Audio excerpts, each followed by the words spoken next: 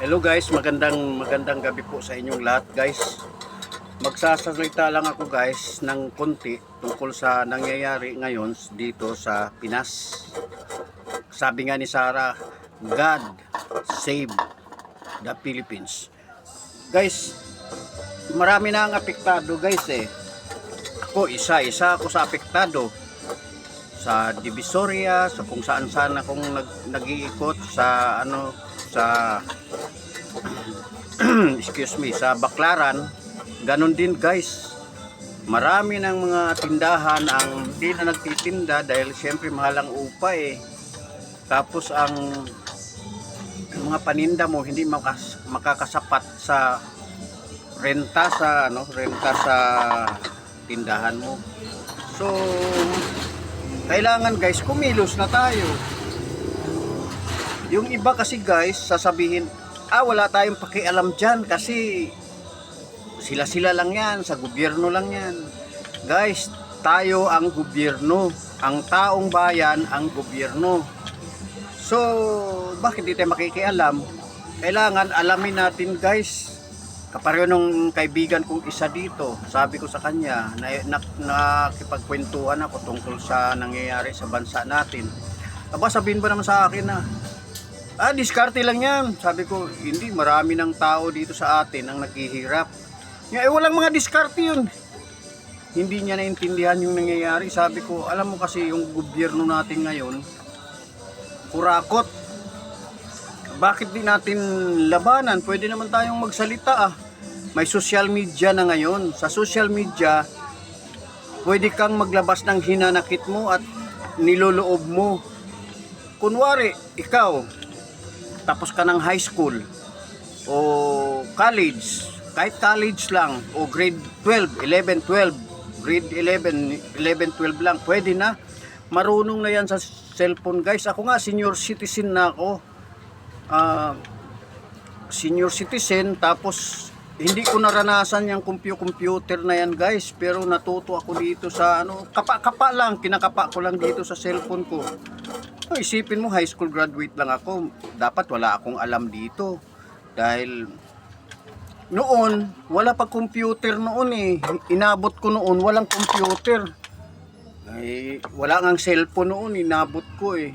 Nung magkaroon ng magkauso-uso ng cellphone, tsaka lang ako nag-cellphone. Pero di ko pa alam, wala pang noon, wala pang social media, wala pang internet. Pa lang yung tawag-tawag lang, yung cellphone ko noon, tawag-tawag lang, nauso na nga yang wifi na yan, yung load na yan. So doon ako nag-umpisang mga ngapa. Kasi meron akong kakilala, meron akong pinag-aral, di naman ako tinuruan. So ang ginawa ko guys, kinakapa ko sa cellphone. Pero minsan ngayon, kahit papano, nagkakamali din ako sa cellphone. Pero isa lang ang maganda dito guys. Alam nyo yung mga marunong gumawa ng YouTube channel, gumawa na kayo guys. Kasi kailangan natin matuto guys eh. Labanan natin yung nangungurakot sa gobyerno. Kasi wala guys, isipin mo yung ICI. Ilang beses nang ilang beses nang nagpaikot-ikot sila sa sa kanilang investigasyon. May nangyari ba? Mabubuwag ng ICI guys, pero wala silang konklusyon, walang mademanda, walang makulong. Samantalang nasa paligid lang nila yung dapat makulong. Ilang rally na ang inabot ng administrasyon na to. Walang nangyari. Bakit? May natutulog sa pansitan guys. Bakit natutulog sa pansitan? Kasi bayad. May pera guys, may pera. Ang tao pag natapalan ng pera, tapos mahirap siya, natural lang na pipiliin niya yung pera. Natural yun, pero kung anuhin mo yung prinsipyo mo guys, dahil sa trabaho mo, hindi mo dapat tanggapin yung pera. Kasi ang pera, nakikita yan guys, hindi mo madadala yan doon sa taas. Dito lang yan sa baba. Yun nga, medyo mabubuhay ka ng sagana, pero ang tanong, makakatulog ka ba sa magdamag, buong magdamag, araw-araw, kung ganyan, di ba? Binabagabag ka ng budhi mo niyan. Pero yung ibang walang mga budhi, ayun yun, nakakatulog ng maayos kasi walang mga budhi yun eh. Kaya guys, kailangan lumaban na tayo. Grabe na ito eh.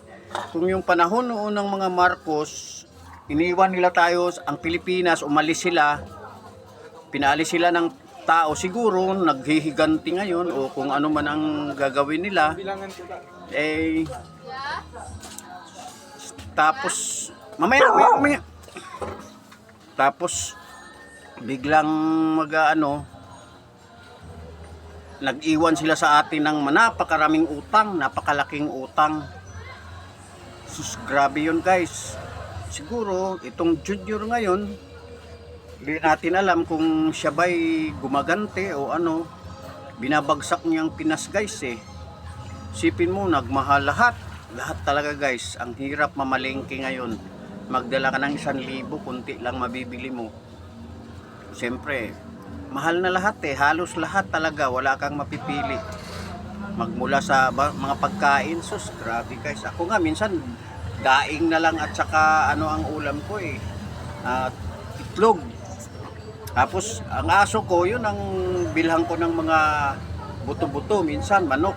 Kasi ang aso, hindi naman pwede sa tuyo at saka itlog yan eh. Kailangan sa mga yan, pakainin mo. Marami ng mga guys, marami na ang sumubok na labanan ang pero wala din eh. Pero at least sa panahon ngayon, lumalaban pa rin sila. Okay lang lumalaban sila. Kapareho ni Inday Sara, excuse me guys Inday Sara Duterte. Guys, ang paglaban sa gobyerno ngayon guys, buhay ang nakataya mo dyan. Si Gutesa, di ba, nagbulgar siya tungkol sa corruption. Grabe na ang corruption guys eh. Wala na silang pakialam eh. Hindi nila alam na pag ang kinukurap nila na pagbabayaran nila yan pagdating ng araw once na manalo si Sara Duterte. Ang problema lang guys, mukhang i-impeach nila si Sara Duterte ngayong February. May nakahanda na silang isasubmit nila yung impeachment eh.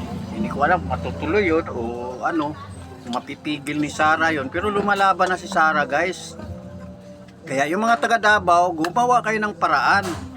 Yung mga marurunong ng gumawa ng YouTube account channel, yung YouTube channel, marunong na kayong gumawa kayo. Tapos kahit di kayo makapag-live sa una kasi mag-iipon tayo ng tayo na lang dapat eh. Mag-subscribe kayo ng mag-subscribe lahat ng mga i-subscribe nyo para lumawak yung natin, yung lumaki yung mga subscriber nyo.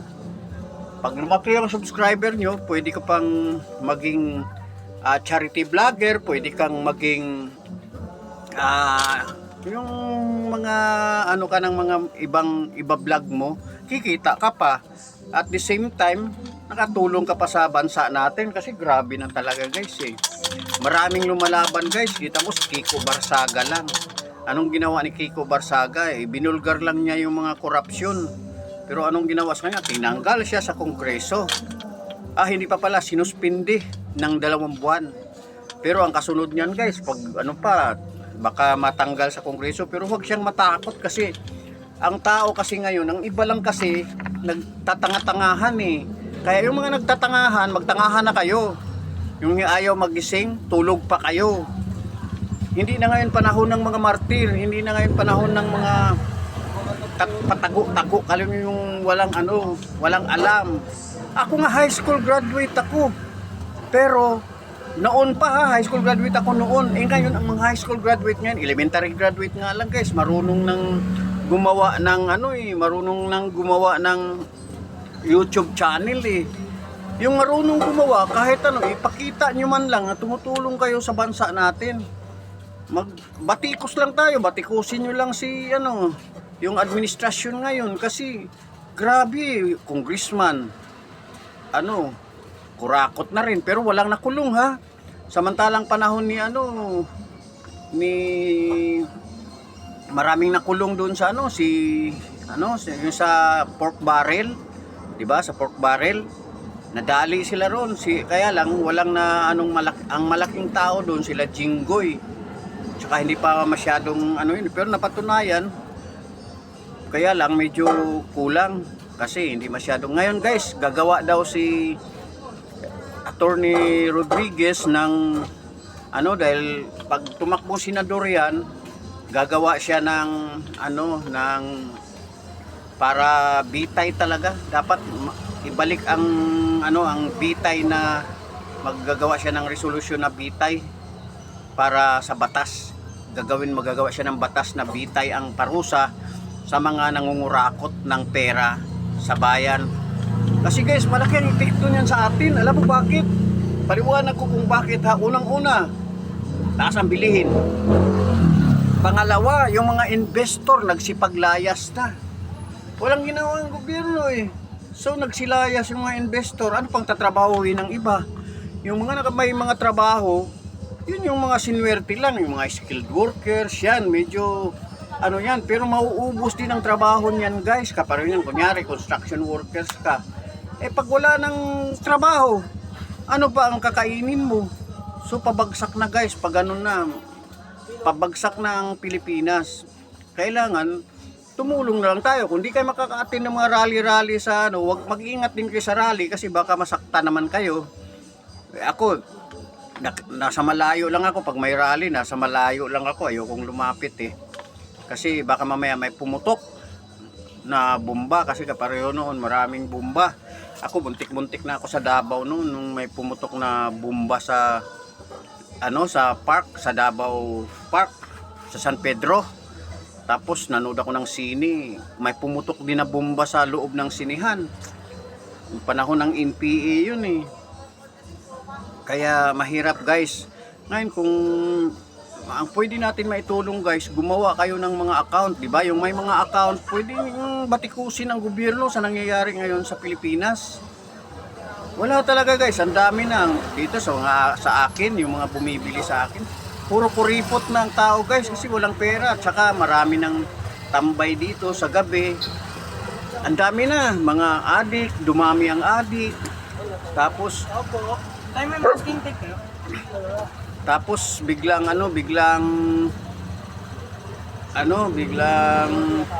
nawala tuloy ako, may nag-interrupt sa akin eh. Tapos guys, yung ano ba ito? Yung pagbili-bili sa akin dito ng tao, talagang kinukulit ako sa presyohan. Dati hindi naman ganyan eh, pero ngayon halos ma-high blood ako sa sakit ng ulo ko sa sa kaiisip sa mga kuripo. Tapos marami pa guys, yung mga nagbebenta ng mga guys, mga iba, mga nakaw. Nauso na ang nakawan dito guys sa amin. Wala na yung barangay, hindi na masyadong gumagalaw eh.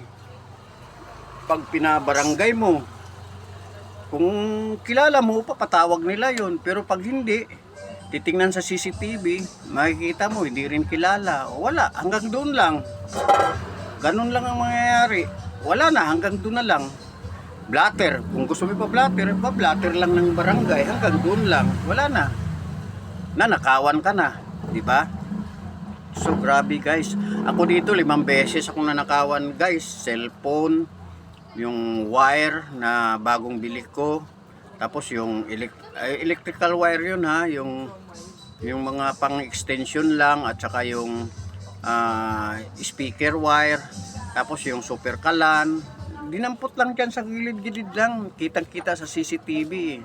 Ang kawatan, akala niya di ko siya kilala eh. Kilala ko yung kawatan pero anong mangyayari? Wala naman. Pinaalam ko sa barangay. Sa barangay, alam ng barangay. Yun lang. Ay, siya ba? Ganun lang. Wala naman silang action din. So, anong gagawin ko? Di hayaan ko na lang. Ginagawa ko ngayon para di ako maisahan. Ay, alerto na lang ako. Lahat ng gamit ko, pag nagsara ako, pasok ko kaagad lahat. Pasok lahat. O, dito na. Dati kasi dito lang sa labas, iwanan ko, takpan ko lang ng trapal, okay na. Ngayon, hindi na pwede. Dahil ngayon ang agresibo masyado ngayon ang kawatan. Tanghali pa lang na. Alam niya magsasara ako sa tanghali. So ang ginagawa ko ay nililigpit ko na. pag makipag-away pa ako guys, matanda na ako para dyan eh. Hindi na ako bagay makipag-away eh. Kapag nakipag-away ako ngayon guys, tatagain ko na diretso para para wala nang makulong-kulong. Ganun na lang ang gagawin ko.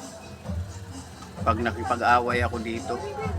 Eh minsan nga may napapaaway ako dito eh, pero nakakatakbo lang yung Ngayon, meron akong kaaway dito pero hindi ko na masyado pinapansin dahil mag-antay na lang sila. Antayin nila yung rest back ko. Rest back ako eh. Pero hindi pa ngayon, wala akong pamasahe eh. So, gayon nga guys, ang pakiusap ko lang sa ibang mga high school. High school pwede na eh. Batikusin lang natin ng gumawa kayo ng YouTube channel. Pag umabot kayo ng 1,000 subscriber, pera rin yun guys eh. Magkakaroon din kayo ng pera. Pwede na kayo mag-live dun. Pag nag-live ka sa YouTube, magkaroon ka ng maraming followers. Sa YouTube kasi guys, walang masyadong bawal dun. Sa Facebook kasi maraming bawals. Lagi nga akong nare-restrict sa YouTube eh. Ay sa Facebook kasi maraming bawal sa Facebook. Yung nila, yung merong mga hindi bagay na banggitin mo, mababanggit mo yung pag-comment mo, pag nagkamali ka, restrict ka kaagad doon. So mahirap sa Facebook. Sa Facebook page pwede. Sa YouTube talaga guys. So ngayon itong ko, kung gusto nyo, paki-subscribe na lang ako para dumami yung ko. Guys, kung hindi natin gagawin ito, kaya nga ako inaaya ko nga yung iba na gumawa ng YouTube channel para pag may channel ka, dun mo ilabas lahat ng sama ng loob mo. Marami tayong mga kakampi guys, dyan yung mga Duterte. Andyan yung mga DDS, di ba? Mga DDS na mga politiko sa atin yan guys. Pero ang kalaban natin guys, ang numero 1, mga congressman. Kaya mag-iingat kayo sa pagboto ng congressman sa susunod na 2028 election.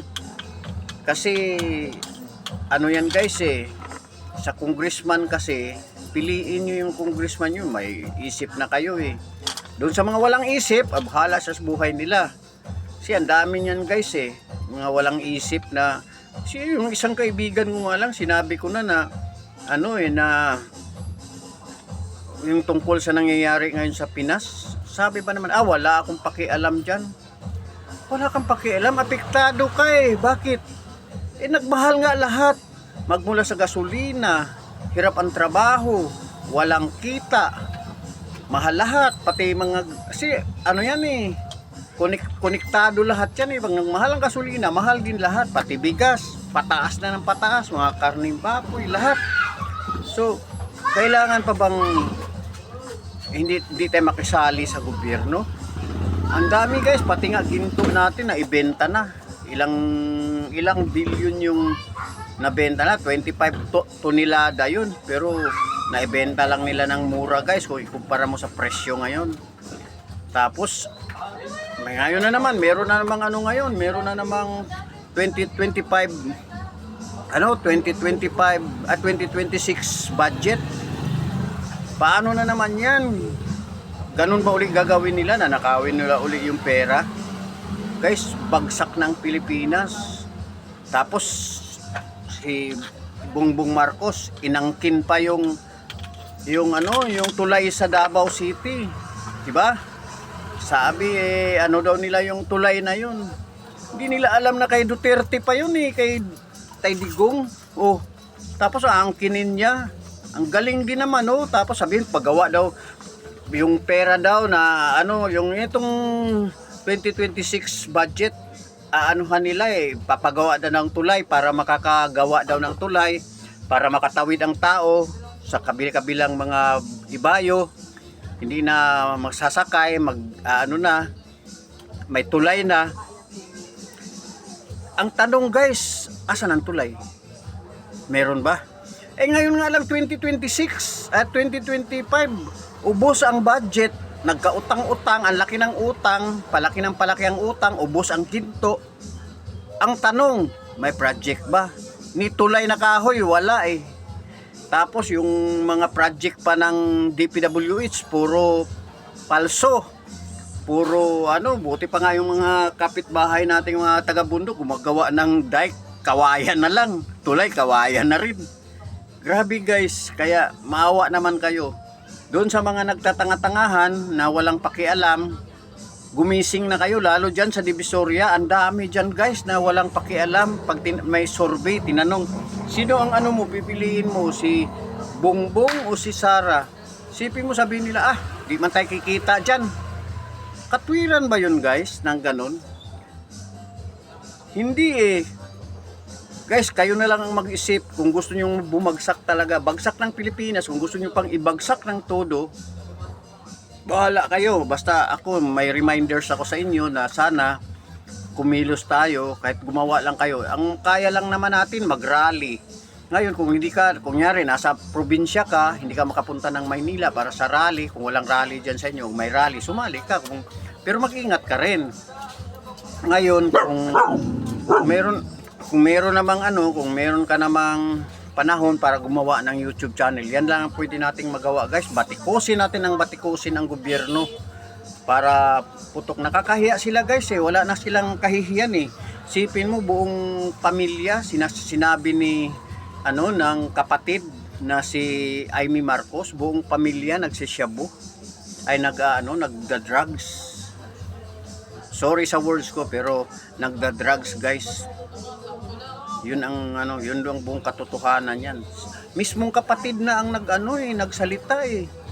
Tapos binabatikos siya na magpa-hair follicle, ayaw. Pati anak guys kaya yung mga taga Ilocos diyan wag niyo nang iboto yan si Sandro Marcos, si Sandra, si Charis Pimpingko, wag niyo nang iboto yan. Grabe ang nakaw ginagawa ng mga yan guys. Maawa naman kayo sa Pilipinas. Na dati wala rin akong pakialam bakit ba?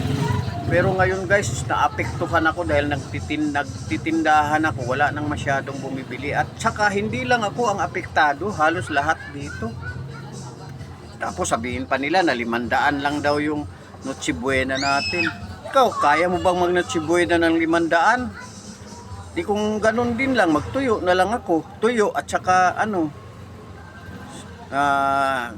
cubes. Sabaw na lang. Sabawan ko na lang yung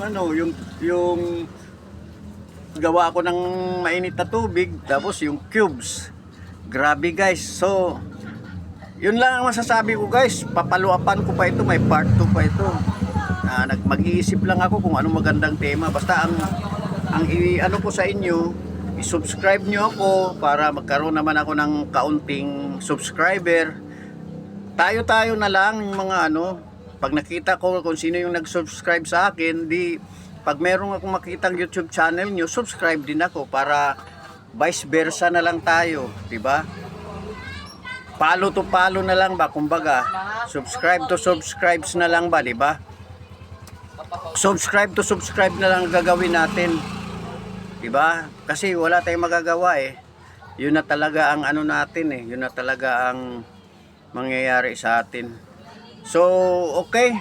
Hanggang dito na lang guys at maraming salamat. Sundan nyo lang yung yung YouTube channel ko, Eliezer Jacoby Vlog. Kung yung marunong nang gumawa na. Kahit elementary ka pa. Kung mayroon kang lakas ng loob magsalita ka, ilabas mo yung nasa loob mo. Okay? Hanggang dito na lang. Please subscribe. At saka likes ka at saka share. Okay, bye-bye.